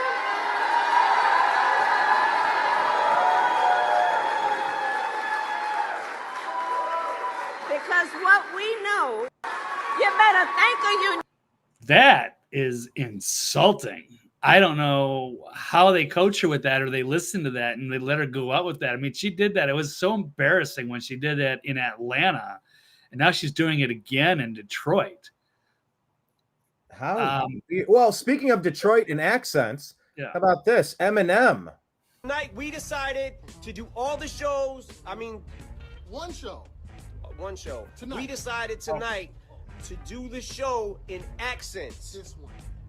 Yes. Go. So special treat for you tonight. What do you want? You wanted accents? We give you the accents. You want it? Whatever you want.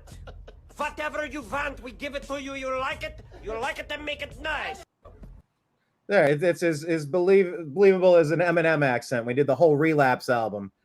He did it in an accent. It really annoyed some of his fans. But yeah, talking about Detroit and fake accents, man. Go figure. At least his accents, sound pretty good. Hers is like really insulting and degrading. I would think to black people. Like I would be offended by that. I mean, oh my God, could you imagine if we like a white person talked like that or tried to appeal to that? I mean, she's not really black. She's trying to present herself as black, but she's like insulting, over the top, terrible. And her advisors should tell her to knock it off or not even do it. Just go be yourself at least. So that was bad. I mean, we rocked Hillary back in the day, but that could have just been anybody for Arkansas. It wasn't like directed necessarily at a particular community, except for dumb hot sauce comment. But this is bad, really bad. So you better thank a member like me. Remember for sick leave. I'm sorry. Yeah, it's terrible, absolutely awful. All right. Anyway, said enough. All right. So yes, I think she does think her voters are stupid. I think and they're stupid. You're stupid if you're going to vote for her because of that. Yes. Oh, she talks just like us. Well, okay. Eminem rapping in a UK accent. Sometimes I'll be laid back on the beat, so laid back that the track will go ahead of me and float. It'll be like I'm floating in a cloud. But sometimes I get quiet, then I get loud. Then I go up, then I go down. There you go. There's Kamala working on her accents. How about that? Okay. Yeah, Kamala, cringe. Kamala, the most cringe person around. Okay, let's talk about Facebook. Blake, agree, disagree that Facebook censorship drastically altered the 2020 election? Yes. I skipped the Russia Kamala preferring okay, Trump. We'll do that one real quick because it's not that important. We don't need to flesh out that one too much. But yes, Russia, the Kremlin spokesman suggests Moscow prefers Kamala over Donald Trump. And the reason why is because Putin indicated that that they were predictable, but Donald Trump is not predictable. So that makes him a much more challenging opponent. So anyway, so yeah, I think that would agree, and I'm sure that absolutely Russia would prefer that Kamala wins because maybe none of this right. Sorry, go ahead. No, it would change a lot of different things. We could get along with Russia just fine. Let them be, let our be. We this whole Ukraine thing probably could have been avoided had Trump been in office. Not that I think Putin's going to take over territory, but Trump was calling out the corruption in Burisma, everything happening in Ukraine, but that was a deep state operation. They didn't like that was being exposed. So they went after him and impeached him for exposing the bribery and kickbacks to the Biden crime family. This is how we're trying to run a nation. Everything is a lie. Everything is so that something could be pilfered and taken by somebody else. It's just the deep state. My point being that the deep state would tell you, oh, well, Trump's a Putin puppet. 2016 didn't happen. He was installed by Vladimir because of, checks notes, a pee tape. What? Yes, Trump peed or had a prostitute pee on him because he's so powerful. He likes being diminutive, and that's the one time where he can be, treated like that. And so Putin had that on tape. So Putin will get anything he wants from Russia or from Donald Trump. Trump will do anything for Putin because he doesn't want that tape to get out. What? That was what the deep state told us for 8 years. That's what the Democrats lied to us about for 8 years, Blake. 8 years. So, I don't know. Kamala, you prefer Trump. Who knows? Keith is saying you guys have to see the exchange Peter Doocy had with Pierre in today's White House press conference about the fake accent. Blake, maybe pull that one up. Let me bounce to the next one here. I guess we talked about Russia preferring. We can go to the next one. Of course, Facebook censorship dramatically altering the 2020 election. We kind of touched on that a moment ago, Blake, but do you agree or disagree that Facebook censorship and their paid boxes, remember they paid to turn out the vote in the specifically deep blue areas, allegedly, where they can just take ballots and bring you stacks of boxes and they count them all. Nobody checks anything. So there he is, Mark Zuckerberg trying to come clean. Do we believe his apology project, or do we think he's so many questions on Zuckerberg, but let's stick to this one. Did it drastically alter the 2020? Yes, just real quick because I don't have a lot of time. So very much a lightning round here. Let's just touch on this. This is a great article from Jeffrey Tucker out of the Activist Post, and the implications of what happened. And he was also just presenting out, here's Tim Walz, who obviously won Minnesota and is now the VP candidate for Kamala. And they're showing how Scott Jensen, a doctor, respected man in the community, lost the election for governor of Minnesota back in the day. But for Dr. Jensen, who was very much against the lockdowns, of course, Tim Walz was trying to get neighbors to rat on each other and shooting people with paintballs to get them back in their homes. Who was in favor of the lockdown and let Minneapolis burn. So Dr. Jensen, I haven't got a chance to watch all of this. I'm just about 40 seconds into this. But pointing out that, Facebook banned Dr. Jensen from advertising completely. It reduced his reach on Facebook by 90% and likely cost him the election. Now, we know this stuff now that Zuckerberg was being told by the federal government to, censor opposition.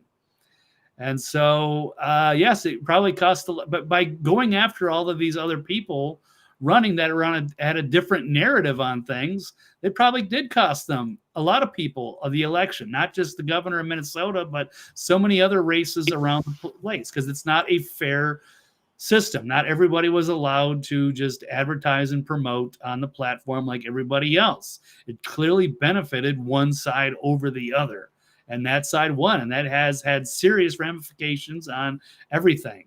So that's all. So many people that are in power now that shouldn't be, had it been a fair effort in 2020. So yes, 2 years ago, there's people that in the red wave, getting to the bottom of counting the ballots has got to be the number one thing.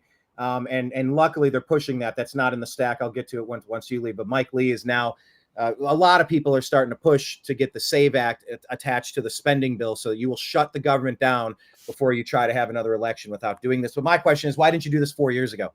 Where were you 3.5 years ago? Why are we waiting till the last minute?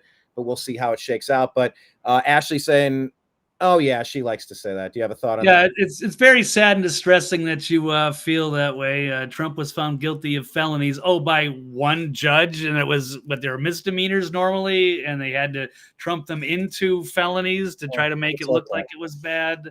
Liable for sexual abuse. Oh, yeah. How's that working out for Biden and his daughter, Ashley?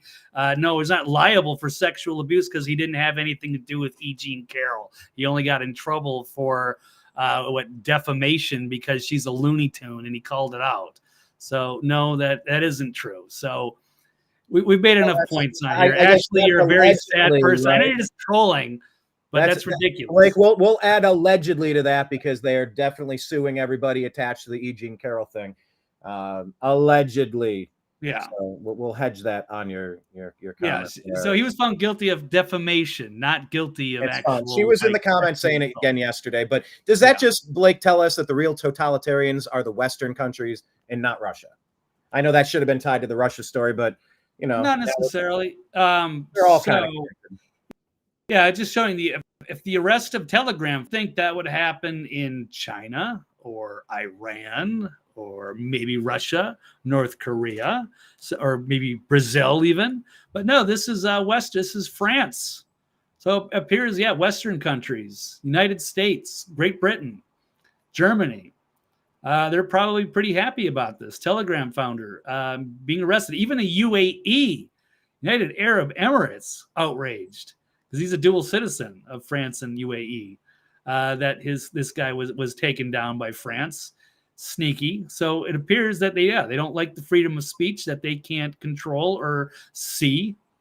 And so, yes, that shows you all you need to know.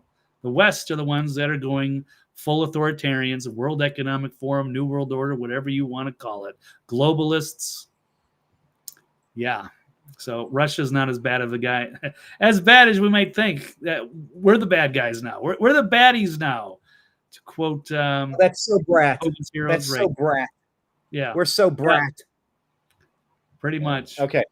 As we wrap up the show, Blake, the NFL should reschedule their Friday game out of Brazil. This is connected to the Elon situation, of course. And I would say yes. If you're going to take the All-Star game out of Atlanta because you want to keep women safe in their women's restrooms and take it to Denver for some reason, you should absolutely pull your NFL out of Brazil with what's going on down there. First with Lula seizing control of the country, and then this Count Chocula judge coming after American citizen Elon and his companies and threatening everybody everywhere, it seems. Yeah, definitely. So if the NFL, not that I would trust Roger Goodell, but with everything that's come to light with this tyrant Alexandre de Moraes, this court justice gone out of control, gone rogue, arresting citizens, shutting down Twitter. So people can't even talk about this NFL game. It's going to be the Packers and the Eagles on Friday night in Brazil. Yes, in light of this authoritarianism, the NFL should pull out. Say, hey, we only deal with free countries. This is a disgrace what these guys doing. It could help the international community and the world know what's going on in Brazil. And they should not be rewarding them by playing this game there and making this about a football game. This should be all about Moraes. By the way, this is a fake Philadelphia Eagles Kamala Harris endorsement at a bus stop. A true patriot took upon himself to cover it up. And then the Eagles had to call this out. Look at that, official candidate of the Philadelphia Eagles. The Eagles were not happy about that. And the residents showed how the real America is manufactured. So they are not a fan. But that Eagles game coming up, it has to go. You can't work with a country like that. Like, they're actively coming after us, just like France, just like England. We need leadership in the White House for damn sure, because this cannot continue. Speaking about something that should not continue, final story, Blake, microplastics. Could they make humanity extinct in 100 years? Yeah, it looks like that. I read as a great article here by Michael Snyder, also out of the Activist Post, talking about the microplastics. So an extinction level threat poised to dramatically reduce global population. Most people have no idea. We are literally killing ourselves and everything around us and don't know what's happening.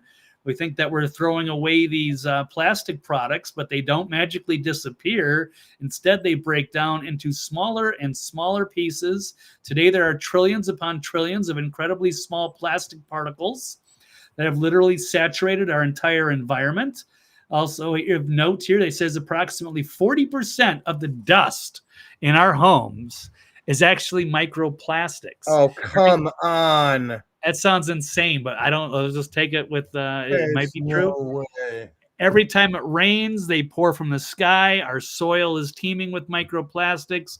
Air we breathe, virtually everything we eat and drink. You're talking about, 'cause they were mentioning this, like, they're finding all these microplastics in people, testicles.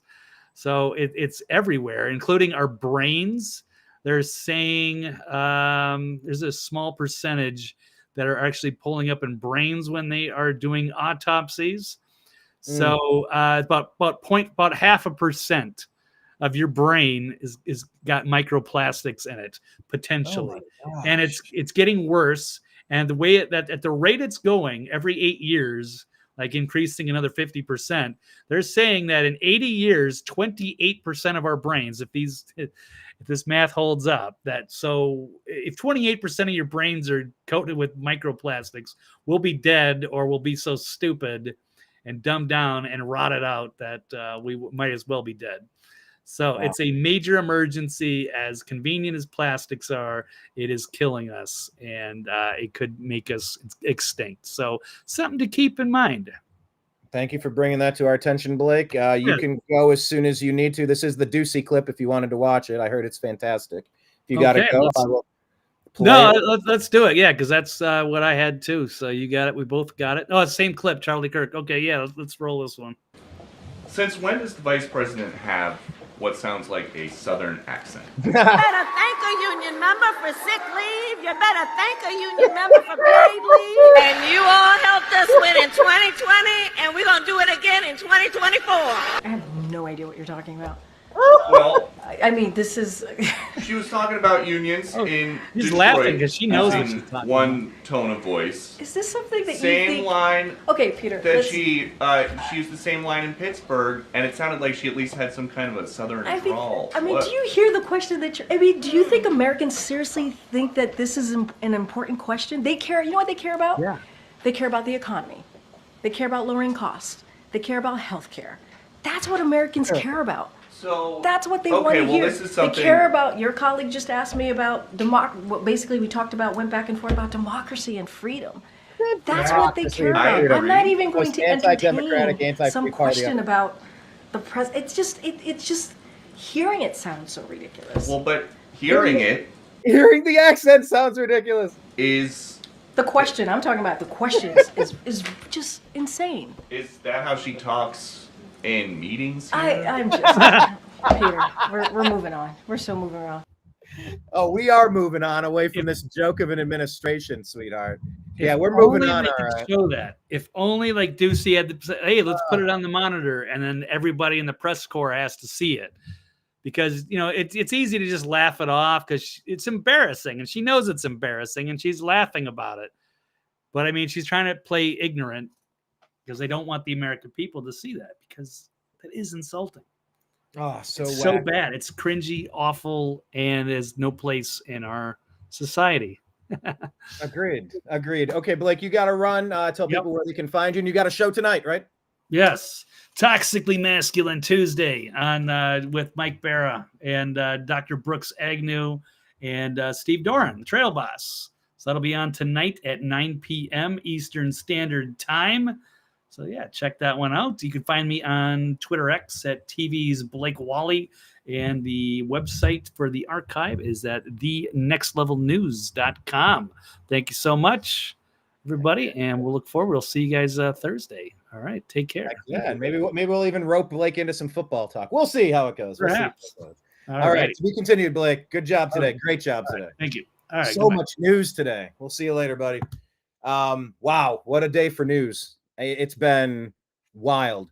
I want to reference this and tell you Mike Lee, saying hats off to Speaker. Well, let me go. Actually, maybe I ended up in the wrong. Yeah, I was trying to get to Jake. Where's the Jake Sherman? I can't. Oh, okay. I was trying to take. It should be a little easier to go backward on tweets, to just kind of follow the chain of command of how we got there. Anyway, Mike Lee saying hats off to Speaker Johnson for attaching the SAVE Act to the September spending bill. If it's a non-starter with Democrats to deter non-citizens from voting, they're going to have to explain that. Because Punchbowl News says Johnson is looking at passing a stopgap funding bill next week that keeps the government funded until March 2025. But he'd attach the SAFE Act to it, which will be a non-starter with most all Democrats. Well, yeah. If you're against a safe election, Kyle Becker says, big news in the U.S. Senate. The SAVE Act will be attached to the spending bill. That means Democrats must vote to protect elections from illegal alien votes or be responsible for a shutdown. How fantastic. Moving on here on our X feed, American_media_Donald Trump at Real Donald Trump says Kamala Harris pledged free health care for illegals, and they are coming to collect. Elon posting, the people of Brazil are not happy with the current regime. And Wokeness said this was a protest in Brazil a few months ago. This is why the regime is panicking. Look at the size of this. They know, just like the United States knows, what happened in 2020. And you've been given your stand down order. Stand down. Do this peacefully. Stand down. Doge designer says Brazil unlawfully suspends an American company. Biden and Harris remain silent. Why? Because their party opposes free speech and may have similar plans for America. I mean, do you agree or disagree with that? Elon says exactly. There is 16 days in a row on vacation. Who's running the country? Because it's not Biden. No, seriously, this is not normal. This is a weird one here. Irish police have arrested Enoch Burke. By the way, look into the name Enoch, E-N-O-C-H, the teacher who refuses to endorse and affirm a transgender ideology.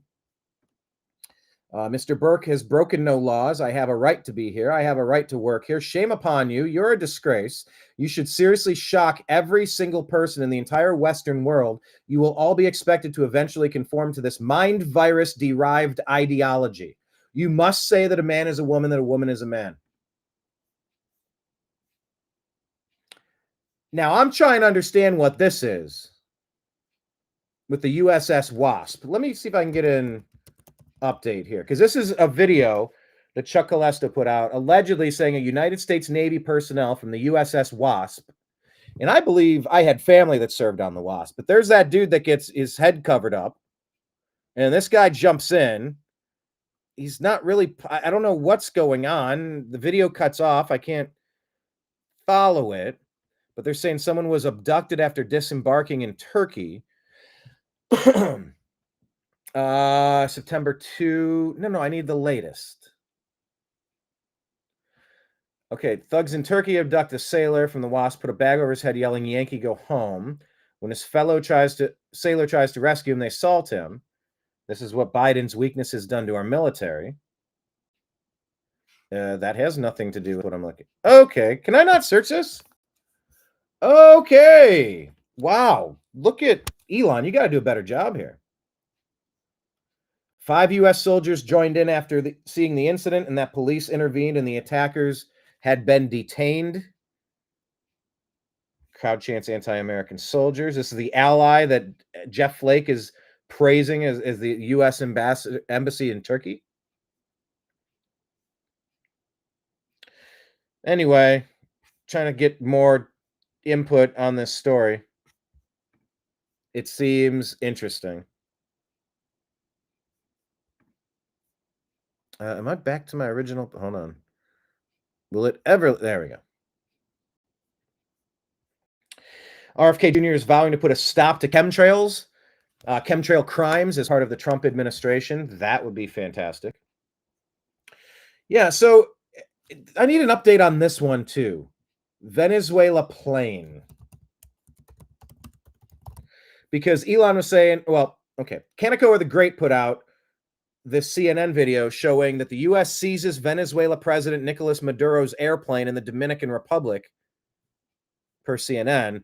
Elon says, unless the Brazilian government returns the illegally seized property of X and SpaceX, we will seek reciprocal seizure of government assets too. Hope Lula enjoys flying commercial. So what is the update on that? What's the latest? Okay.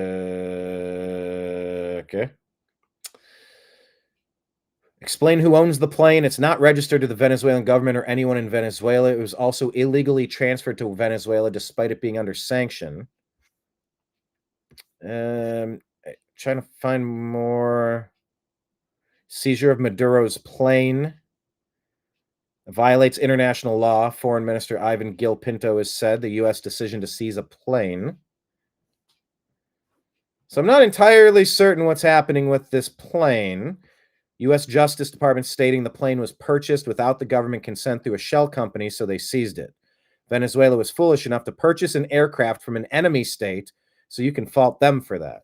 I don't know if any of that's accurate. I'm just trying to unpack the news here. So keep your eye peeled on that story.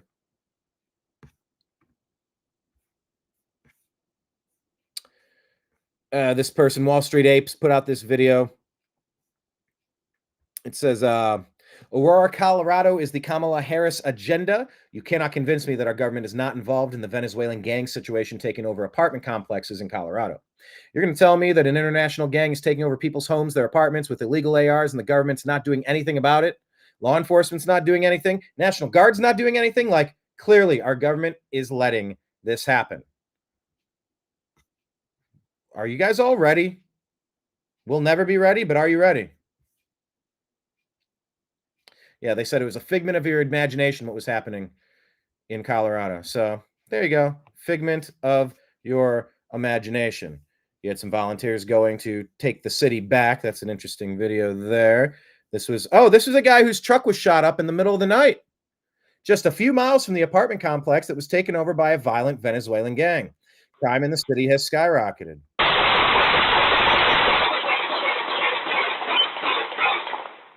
Look at this.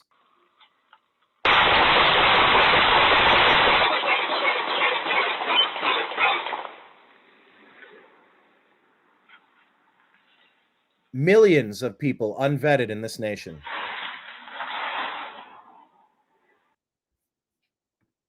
Crime out of control. Look at this picture. Shot to hell.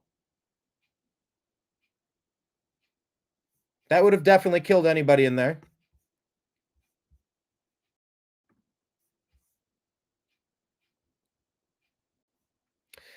Here's a mom of Aurora. So what's going on with this like gang Colorado thing? Because like literally I'm seeing it everywhere. I'm a mom.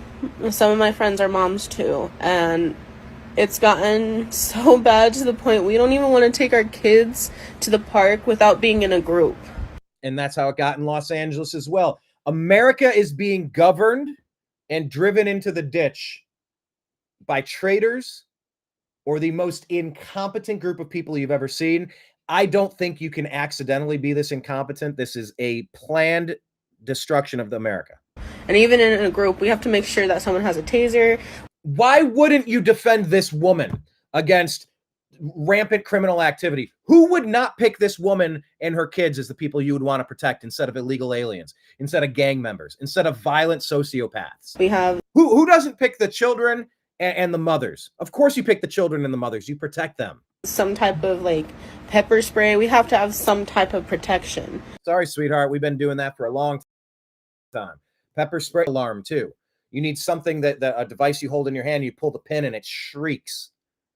So then if that happens, you can toss that in the bushes and they can't get it. And it's just going to be screaming bloody murder. And like now you're yelling to the entire area, help, help, help, help, help, help, help, help, help. Everyone's going to start looking out their windows. That can quickly get someone to go away.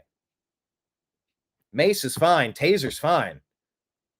Taser's right up on somebody though, unless it's you have to shoot it. Mace, it only works a couple feet away. And if you're downwind from it, it could hurt you more than it helps you. But at least pulling the pin on a little keychain and it's just shrieking to the whole community, that could be really helpful. Me, I don't mess with guns. That's just personally me. You need to mess with guns because you need to protect your family. I'm sorry.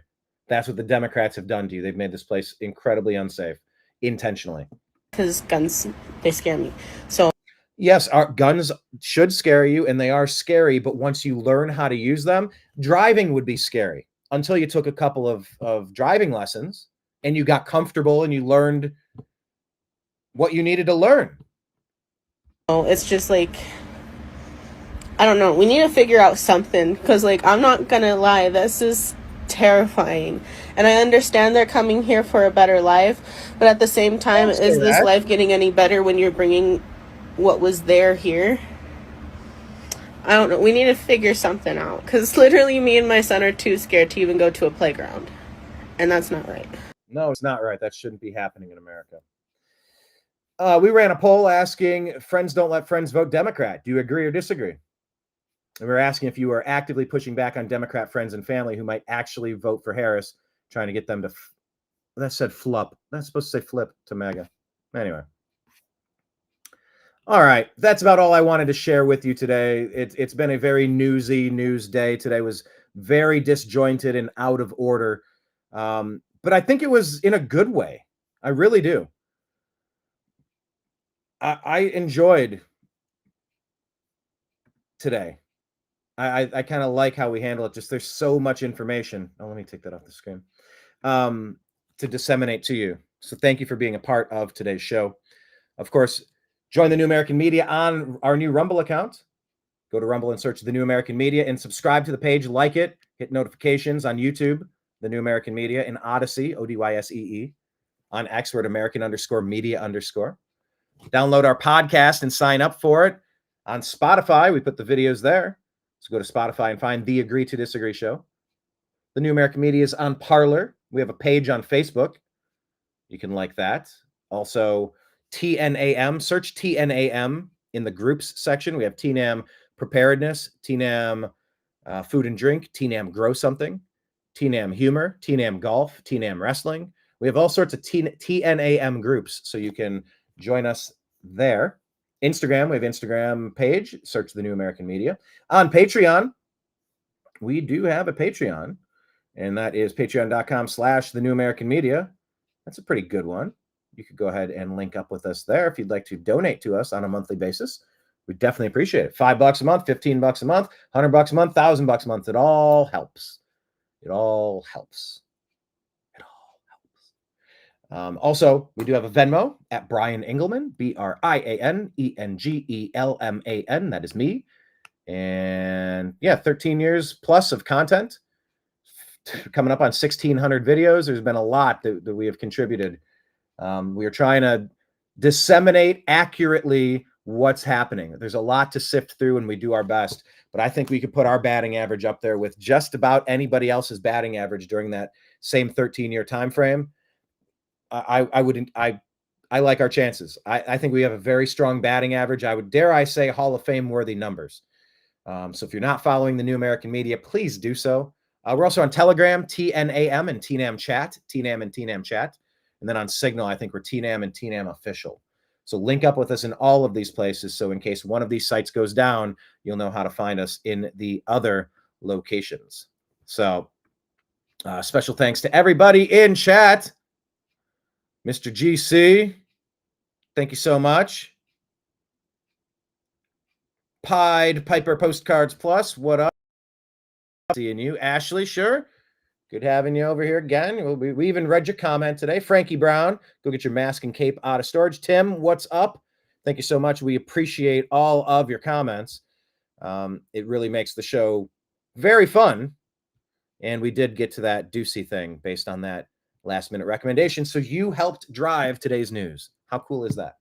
All right. So on behalf of Blake Wally and everybody out there in the TNAM universe, I'm going to wrap it up for today. Join me tomorrow. We'll be on both of our YouTube pages for our interview with at least 11-time Emmy Award-winning sportscaster John Telich, talking about the Cleveland Browns season, some Cleveland Guardians, maybe some Buckeyes and Cavs, and just catch up. He's been one of our favorite guests over the years. Very excited to talk with him again. I might ask him to tell the World Series trophy story one more time. That sums up why the show is called the Agree to Disagree Show better than anyone has ever done in the history of me talking to people about sports. It walks you through the how. How did so many Cleveland fans become so jaded? And we're diehard, but whew, that story is a barn burner. That's a tough one to stomach, especially being a real fan. Maybe we'll get him talking about that tomorrow. And then, of course, like I said, on Thursday, 3 p.m. Eastern, we'll be back with Blake Wally on the Agree to Disagree show. Then we've set at 5 o'clock Eastern time. The Telich interview tomorrow is 6 to 7 p.m. Eastern time. It will be live. I'd love to have you in the chat room asking questions about that. And then Thursday's show with Mike, strictly football, 5 p.m. on Thursday. Maybe we can lasso Blake and bring him into the show as well. Whew. That was a jam-packed 2-hour show, folks. So signing out for now. We'll be back with even more content. Check out yesterday's interview with Bob Franz. My name is Brian Engelman on behalf of the TNAM Radio Universe. Appreciate you. We love you. And we'll talk to you again soon.